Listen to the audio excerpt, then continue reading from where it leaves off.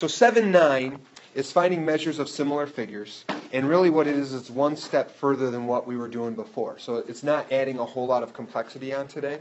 So I think today's going to really go quite well. That's kind of the hope. So I'm going to put a little star here. This is kind of like what's the main point, and that's this, and then I have two examples, and then we're done. So to find a missing side. So to find a missing side.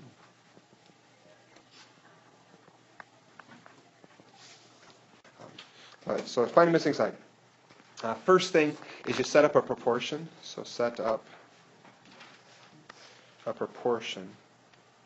I'm guessing that we've used that term this year, but maybe it's a little bit unclear to you. Basically, it's where you have one fraction equaling another fraction, or one ratio equals another ratio. So for that, set up a proportion. It's going to be a fraction equals a fraction. But with that, you have one pair you know. So you'll have one fraction where you know the numerator and the denominator. And that's going to equal one pair, one fraction. I'm going to say one pair with one missing. So you have one complete fraction equals 15 over x. Or like 5/4 equals x over 3 or something like that. So a complete fraction equals a fraction with an x in it somewhere. And then number 2, once we have that set up, you cross multiply and divide to solve for x. So cross multiply and divide. I'm finding there's a whole lot of people that aren't showing much work. And I'm telling you again, it's like showing your work is the easy way. You know, it might take a little bit more, but you're more likely to get stuff right.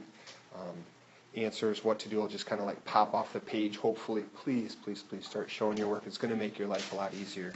And you find that, I found at least when I was teaching high school, the students that really excel are the ones that show some work. Very rarely are the ones that try to do it all in their head, the ones that are getting the A's in the class. So I don't know if you want to try to draw something like this. You could just make like a small rectangle and a tall rectangle or something like that. But I'm going to say for this here, example 1. So example 1, find h. So if you wanted to, you could draw two little rectangles and just have the height of that bigger rectangle be h. But if you put in your 20 and your 40 for the small one, or the h and the 40 for the second. But rectangles, trees, you can draw a quick little stick figure in a tree. It's up to you. But for that, if we go back and look at doing the ratios, so when we did ratios, we said, okay, they need to be a ratio of corresponding sides. So I'm going to say we have this 14, and the 14 matches up with the 40, right? If we're trying to look at this as though they're two triangles. So our first fraction, our first ratio could be 14 over 40.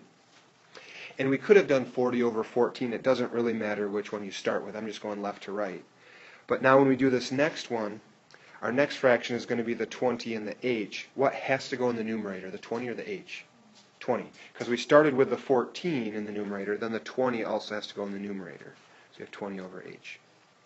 But you could have done 40 over 14 equals h over 20. You'll get the exact same answer. All right, so now we set up our proportion. So we cross multiply and divide. So we do this times this, so 14h equals that times that, so 40 times 20.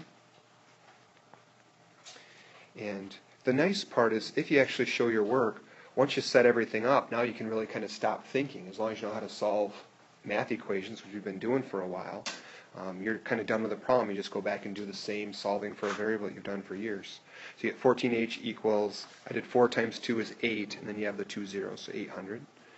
And then to get h by itself, 14 is connected by multiplication, so we undo multiplication by doing division. And we come up with h equals 57.14. And units for that have to be feet. And I maybe should have tried carrying them all the way through. That would have been the better thing to do. But I have 14 feet over 40 feet. And then I have 20 feet here. So I'll have to have feet down in the denominator as well. So 57.14 feet. Feel okay with that? Yes, and that's really kind of the gist of the section.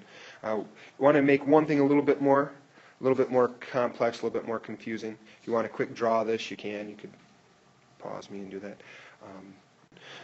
So example 2, find b. So we're going to look for this lowercase b here. All right, what's my first fraction going to be? Somebody hook us up. This has to be the one that we know. So do you want to do, well, we have 6, 12, 8, and 14, so we could use any of those 4, right? But we only know 12 here, so that means we have to use what, Jake? 8 and 12. Perfect, 8 and 12. And which one's in the numerator doesn't matter at this point, but the 8 is the corresponding side to that 12, so we have to use 8 and 12. If I put 8 in the numerator, and we're trying to find b right here, what has to go in the numerator, my next one? 12. Because the corresponding side with that b is this 12, so we have 12 over b. And then we cross multiply and divide. So I do 8 times b, so 8b equals 12 times 12. And 12 times 12 we know is 144. And if we want to get b by itself, 8's connected by multiplication, so we need to undo multiplying. Which divides? What was it? 18. So b equals 18. So b then is going to be 18, and they didn't give us units, so we just could say final answer 18. But does that seem to make sense to everybody? No questions on kind of what we're doing? Awesome.